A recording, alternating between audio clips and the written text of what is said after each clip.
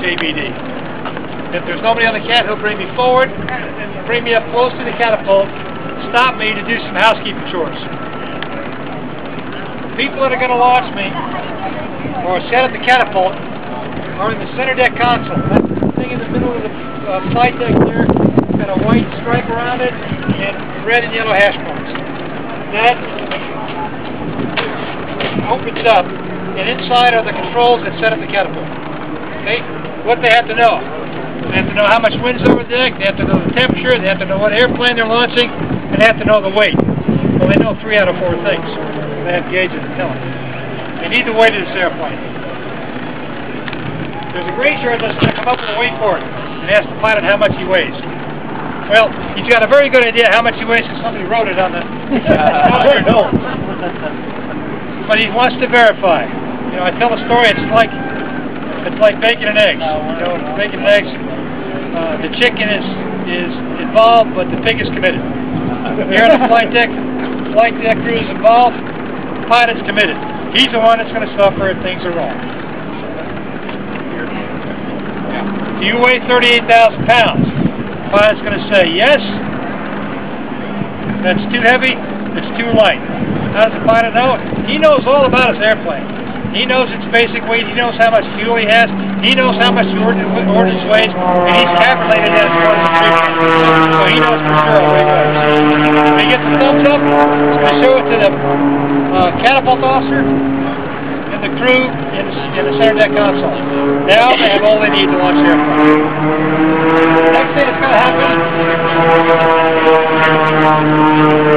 they're going to pull these pins.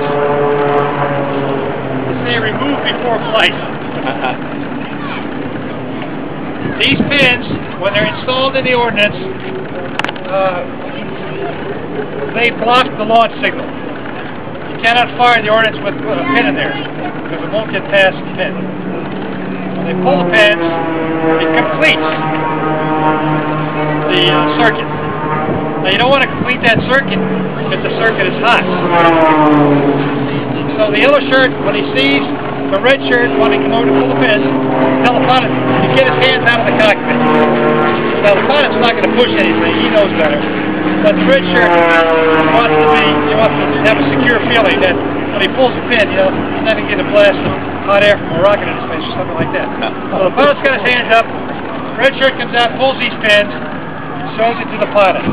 The airplane's going to be pointed this way, up here, away from anything, in the event that there is a circuit that's got a short and it is completed when he pulls that pin. Something could fire, and it has happened before. Very rarely does it happen, but if it ever does, again, nobody will get hurt. The sky will get shook up, but he won't get hurt. Okay, once that's done, this guy's going to start bringing them up. Now he's going to have to be very careful about how he brings them up here, because this has to be lined up perfectly. You can see one nose tire is on this side, the other nose tire is on the other side. So he's not going to be giving him signals like this, he's going to be giving him signals like this. You see how close his hands are together? That's how it's going to be. This green shirt's got this device right here. This is a holdback fitting. This is what's going to hold the airplane to the flight deck prior to launch. This one is for that airplane, that's an E2. This one is for the A7. What we're going to do is we're going to put this dog bone, this piece of it, in between the nose tires and the fitting back here. This piece is going to go into a zipper track in the flight deck that somebody scratched in A7, or painted A7. There's no zipper track here, there's one on the F8 catapult. So this is the only one that's going to fit in the A7, and it's only going to fit in that A7 slot. So if the yellow shirt hasn't got you perfectly positioned, it's not going to fit. So that's why he's very careful. If you don't follow his directions exactly, you're going to screw things up. So when he's giving you directions up here, he may give you a little bit of a head fake to move, you know, a little body language. This launch bar sits up here most of the time when the gear's down. It goes up with the landing gear. So you get it down, there's a switch in the cockpit. The yellow shirt will say, drop your launch bar. The pilot will hit that, this launch bar will fall. and the yellow shirt's going to direct it over the shuttle into the brace. It's going to grab the front of the launch bar. Once he gets it in there,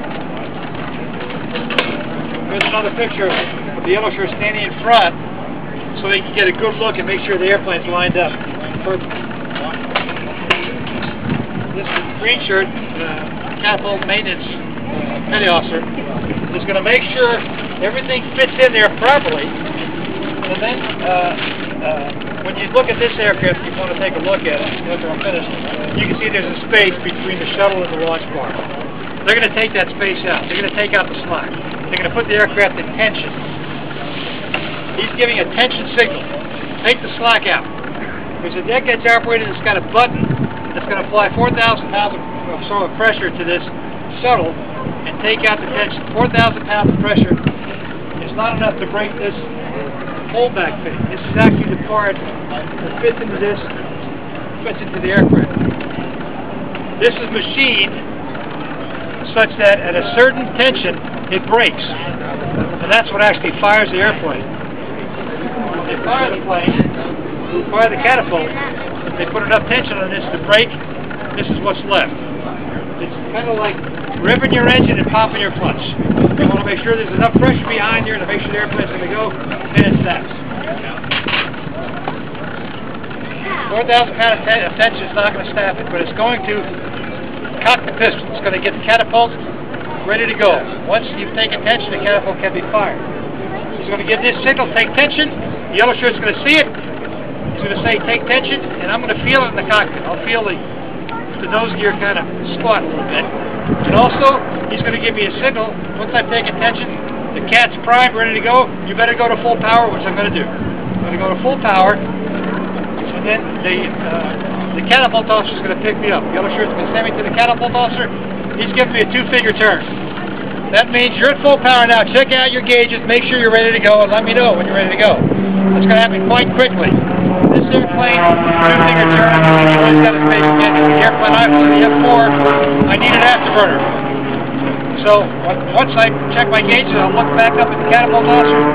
It's going to go like this, go to afterburner. I'll go to afterburner, and I want to quickly launch after that because I'm heating up that jet blast deflector. It's sitting up there, and it'll get red hot if I don't get out of there quickly. Do a quick check of the cockpit, and when I'm ready to go, I'll salute the cat officer. He'll salute me back. I always salute with my left hand because I didn't take my right hand off the stick. In the F4, they would not launch you unless you had the stick pulled back. Any other airplane, it didn't matter. They could take hands-off cat shots. We couldn't in the F4. I'll salute him. He salutes me back.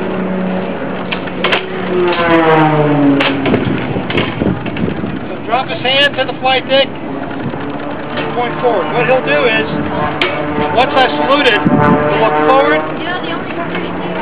Look after these final checkers to make sure he's getting a thumbs up. They're looking to make sure that there's nothing wrong with my aircraft. Nothing leaking, no fire coming out where it's not supposed to come out, no doors falling off, then they'll have a thumbs up. If there's something wrong, they'll do that. That means suspend, and he'll abort the launch. But if everything's okay, it's forward looks at, touches the deck, hand goes forward. The same fellow that took tension, the deck edge over there is the one that actually has a button that launches me. So I've looked at the catapult officer, he touches the deck, then I'll look over the deck edge. I'll see him drop his hands, get back, make sure I'm holding the throttle up, and then one potato to bam. This thing breaks, down I go. Boom. That's about how long it takes to get to the end of the track. And then I'm airborne. If I feel a good push, that feels good. If I'm just trotting along, that's not good. So, a good push, rotate 15 degrees, climb 500 feet, make a little clearing turn, about 8 miles in front of the ship, go up and do my mission. At night, we do it a little slower. We use lights. The yellow shirts use yellow wands. The cat officer has a green wand and a red wand. Turns me up to the green wand, suspends with the red wand. When I'm ready to go, I turn my lights on, touches the deck. I get a good push like that. Well, I hope I'm going to fly. Off I go, nose up, try to get my wits together, and I just keep climbing. You don't level up. Gear flaps up. and just climb to your altitude.